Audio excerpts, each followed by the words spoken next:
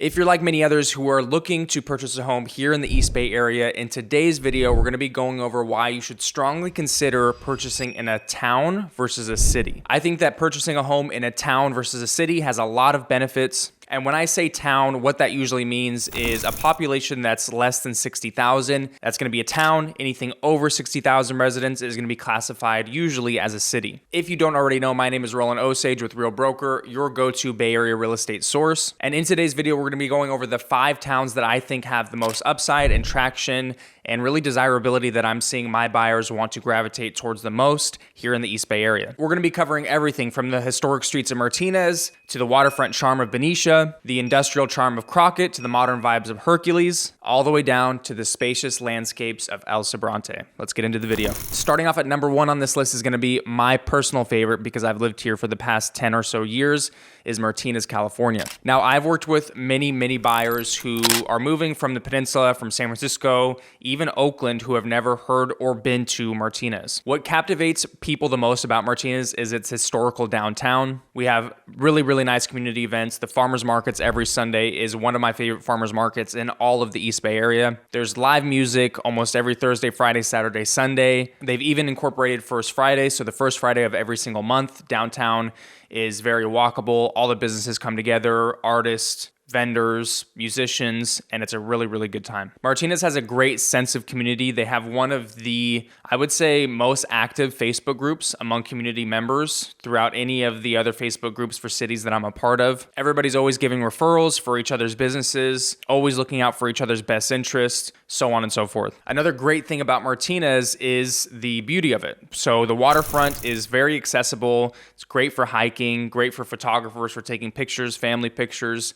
It's just a very scenic place that is really nice when it comes to the summer as well. It does get a little bit hotter out here, this, further east of the East Bay, I should say, in central Contra Costa County. But almost all of these towns that I'm going to be talking about today in this video are all pretty much, for the most part, waterfront towns. So you get a nice little breeze of the water. And even though you are getting a hotter climate, if you're coming from the peninsula or San Francisco, these just tend to be a little bit cooler in those hot summer months. Another thing I love about Martinez is the homes. You have homes that are built all the way from the late 1800s up until now, with the newest build being about 2023. So there are homes, especially more in the downtown area, with a lot of character, and just some of those homes that you drive past and think, wow, like, I really want to see the inside of that home.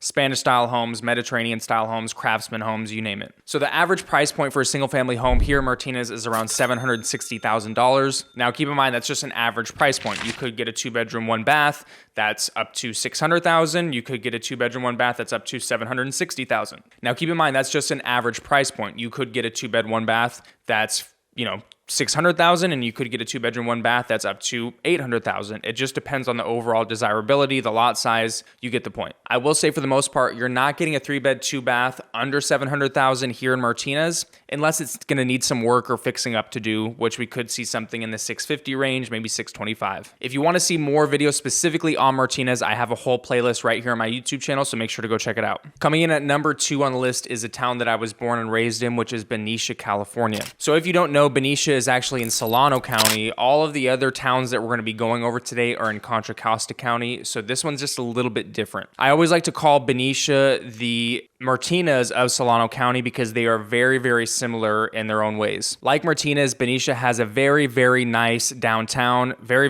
historic downtown, I should add to that. Lots of boutique stores, restaurants, bars, breweries, and live music. And very much like Martinez, Benicia has a very good community feel, just like I mentioned of what you get in towns that are 60,000 people or less. They have year-round events, parades, and they have a Thursday farmers market every single Thursday, of course, in the appropriate seasons. Benicia is also a waterfront town. One of the main activities that people, or I would say outdoor activities that people like to do in Benicia, is going to be the state park. It's a very nice walkable or bikeable stretch that goes all the way to a little beach that you can access with picnic tables. It's a really fun thing to take your family to, or even your pets to. And I think this is one of the things about Benicia, that unless you go and explore these areas, not only would you want to visit just for a day trip with friends, family members, significant others, etc., but also when you go to a place like this, kind of makes you think of, what are the housing costs around here? I could really see myself living here, things like that. I would say Benicia's weather is just a little bit cooler than the Contra Costa towns that we're going to be going over in today's video, but both Benicia and Martinez are direct waterfront towns. As I mentioned when going over Martinez, the temperature being right there on the waterfront is just a little bit better than being more inland. Now for the housing, once again, we are very, very similar to Martinez. There are a lot of historical homes in Martinez going from mid-1850s all the way up to 1900s. Pretty much till to about 2010 of today, 2015. We haven't seen any development take off in Benicia in the last 10 or 15 years. Usually when towns get built, it starts with the downtown and they build homes around that. So just like Martinez, a lot of the historical homes, a lot of the Victorians, the Craftsmans, the Spanish style bungalows are going to be more in that downtown area. And make no mistake about it, when you drive past these towns and these homes within these towns and you see these very, very attractive, charismatic homes, those homes are heavily sought after. Now, once you kind of get more out into the town of Benicia, and as development went up and up and up, you're going to see homes that are built in the 50s, 60s, 70s, 80s, and that's where you're not going to see a lot of 2-bedroom, 1-bathroom homes. Primarily, these homes are going to be 3-bed, 2-baths that were built because that's where families were moving to get a little bit more affordability when they were leaving Peninsula, San Francisco, etc. So your average single-family sales price here in Benicia is around $750,000. That's really what it's going to take to get into a 3-bed, 1-bath, maybe 3-bedroom, 2-bath. Now, same as Martinez, you could find an older 2-bed, 1-bath, 2-bed, 2-bath, condo, townhome, etc. for anywhere the 600 range, 650 range. It just totally depends on the updates of the home, the lot size, and the list goes on. So you can see why Martinez and Benicia are number 1 and 2 on my list. I'm a little bit biased, grew up in Benicia, now live in Martinez. I love these small towns. Let's go into some of the other, maybe more well-known towns, but still, I think towns that are extremely underrated in today's Bay Area, or I should say East Bay Area real estate landscape. All right, so number 3 on this list is Elsa Bronte. Now, this one is a little bit more well-known because its sister city, which I like to call sister city, is Richmond, California. A lot of people know of Richmond, just like a lot of people know of Oakland. And if you've never been to Elsa Bronte, it definitely has this kind of rural feel. And the reason for that is because it's actually an unincorporated community. With Elsa Bronte as a whole, you're going to get some areas of Elsa Bronte that maybe look a little bit odd, where they don't have sidewalks. And that's where kind of the unincorporated feel comes into place. Not all of Elsa Bronte is like this, but I will say Elsa Bronte is definitely known for its larger lot sizes, kind of more of a farm feel.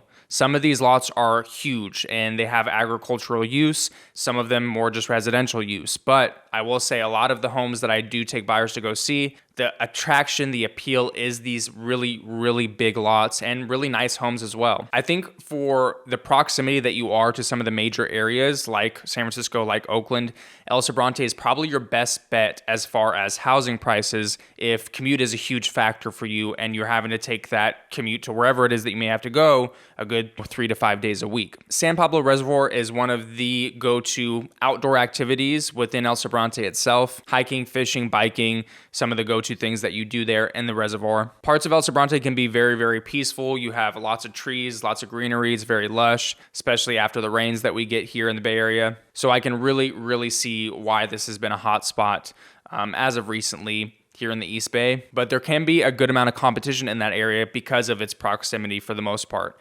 The average price point for a single family home in Elsa Bronte is around $755,000. I've seen some 3-bed, 2-baths go all the way up to $1 million. So it just totally depends on what you're looking for.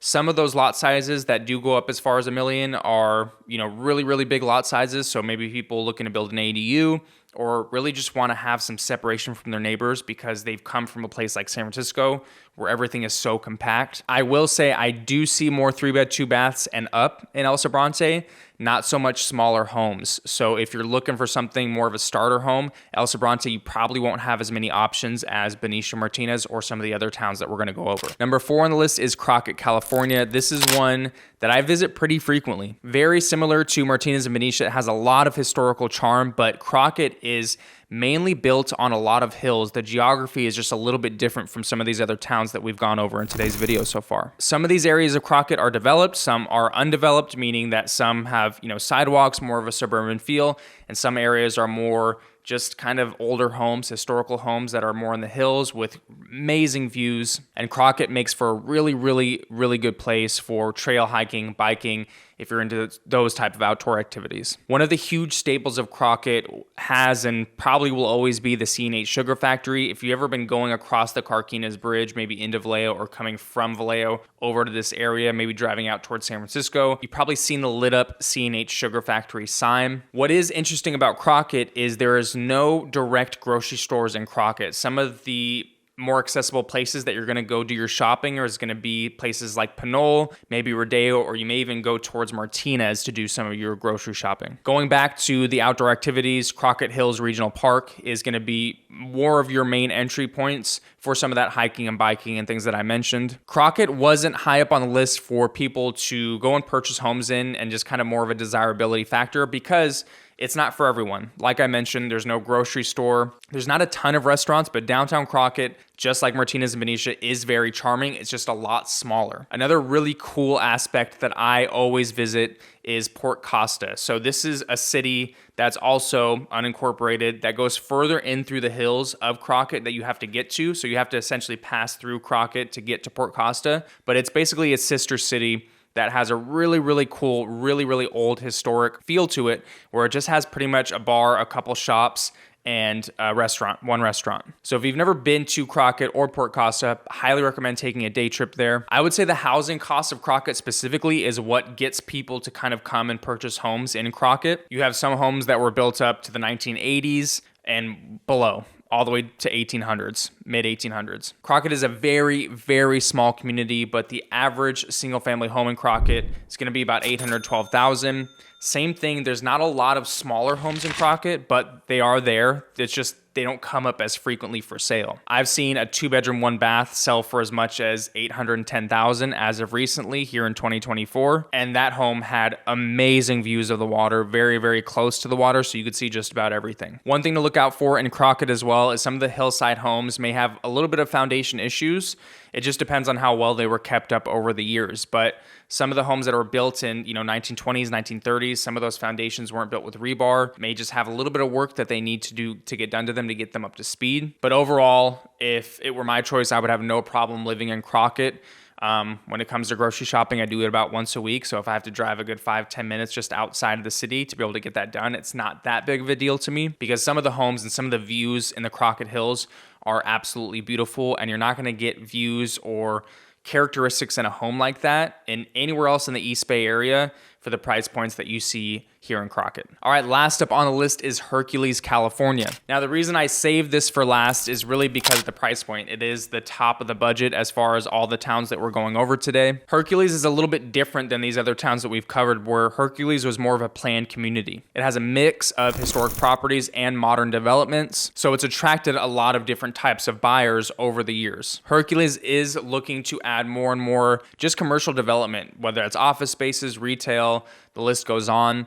They've had a really good grip on the housing and when it comes to Hercules, but as far as getting people to come to the city and just spend more of their time, that is something that they're building out. The Hercules Waterfront is something that residents frequently will go to, especially when it comes to just getting outdoors, getting outside, getting some activities in with walking and biking. You have some restaurants close by too, which are really nice to just have some lunch with a view. Hercules, out of this whole entire list, is probably the most easily commutable because it just has really easy access to the freeways. And I've had clients who are specifically seeking Hercules out just really for the schools themselves. So as mentioned, Hercules does have a nice mix of some historical homes, not a ton, but more modern amenities, more modern developments that have happened over the years leading all the way up until now. The average price point for a single family home in Hercules is around $850,000. I've easily seen homes in Hercules go up to $1 million. Those are going to be more larger homes, and you're really going to find very, very few smaller homes in Hercules. They've more focused on modern developments over the years, and the smaller, more historical homes are just very, very far and few between, or have been in families for a very long time. Now, this doesn't go to say that you can't find a really great townhome or even really great condo in Hercules. There are a lot of options, more so in the Hercules area than any of the other towns that we've gone over. But if you're looking for more homes with character, more craftsmen's, more Victorians, more Spanish-style homes, more Mediterranean-style homes, maybe even just more ranch-style homes, Hercules is not really the place for that, but Hercules has a lot of great attributes within itself. All of these towns that we've gone over today are very, very vastly different. some of them more comparable than others. But I really wanted to make this video for those of you who are wanting to move to the East Bay. You just really don't know which city or town that you've decided on yet. And I think these towns have a lot going for them. I really think that smaller towns are going to continue to do really, really well as the years go on. And as some residents may not want to be in those really, really large cities like a Walnut Creek or an Oakland, or a Berkeley, and the list just kind of goes on from there. I've always been really, really proud of the sense of community that I have in my smaller town and how easy it is to know a lot of different people and really give back to your community in the smaller towns. If you have any more questions about any of these towns that I covered today, you want to get some more insight on a specific town, please let me know, whether that's me making a video specifically on that town that you're interested in, or even just asking me questions about it and giving you my insight and my knowledge that I have given the 2024 market. I am always here to help. You have all of my contact info below. You can contact me. You can reach out in the comments. Either which way, I will respond. I look forward to seeing you guys in the next video.